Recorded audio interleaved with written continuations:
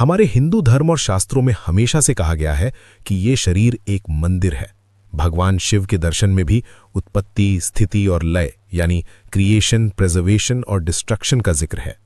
जो बात आज मॉडर्न साइंस बता रहा है वो हमारे ऋषि मुनि हजारों साल पहले ही समझ चुके थे।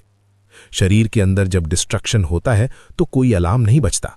सेल बाय सेल आपका शरीर खुद को प्रोटेक्ट करने की और स्ट्रेस से बाउंस बैक करने की एबिलिटी धीरे धीरे खो रहा होता है। और यही वजह है कि जब तक कोई बड़ी बीमारी दरवाजे पर दस्तक नहीं देती, हम नोटिस ही नहीं करते।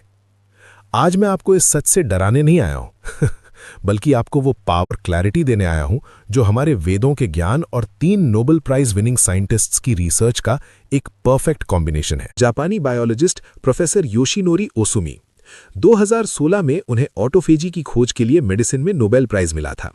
ऑटोफेजी का लिटरल मतलब है खुद को खाना, लेकिन इस वर्ड से डरिए मत, ये आपके शरीर को जवां और एफिशिएंट रखने का सबसे बड़ा सीक्रेट है। पॉज।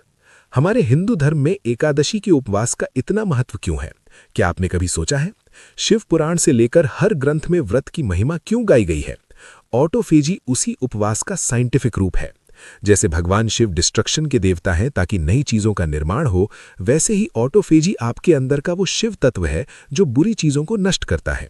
इमेजिन कीजिए आपका सेल एक ऐसा घर है जहां आप दशकों से रह रहे हैं। अगर कोई सफाई ना करे तो घर दम घुटने वाला बन जाता है। ऑटोफेजी खिड़कियां खोलने, अलमारियां साफ करने और टूटे हुए सामान को फेंकने जैसा है। डैमेज्ड प्रोटीन्स और खराब सेल पार्ट्स को तोड़कर नए बिल्डिंग ब्लॉक्स में बदल दिया जाता है।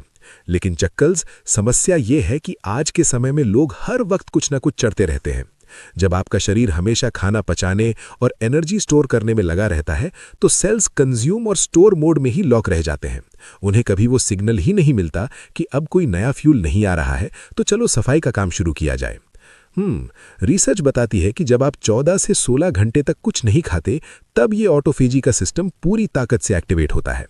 इसका मतलब खुद को भूखा मारना बिल्कुल नहीं है।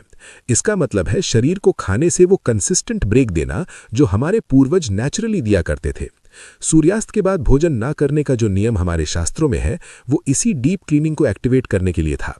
अगर आप लेट नाइट स्नैकिंग करते हैं और सुबह से रात तक बस कुछ न कुछ खाते रहते हैं, तो आप खुद अपने शरीर को भारी, थका हुआ और समय से पहले बूढ़ा बना रहे हैं। आप अपने सेल्स को रीसेट होने का टाइम ही नहीं दे रहे। दुनिया के जिन कोनों में लोग 90 से 100 साल तक एकदम स्वस्थ रहते हैं, वहां का यही पैटर्न है। वो बहुत ही सिंपल और अनप्रोसेस्ड खाना खाते हैं और एक लंबे समय तक, खासकर रात के समय, शरीर को बिना खाने के छोड़ देते हैं। आप शाम को जल्दी खाना खा लेते हैं और फिर अगले दिन सुबह तक शरीर को 14 से 16 घंटे का रेस्ट देते हैं।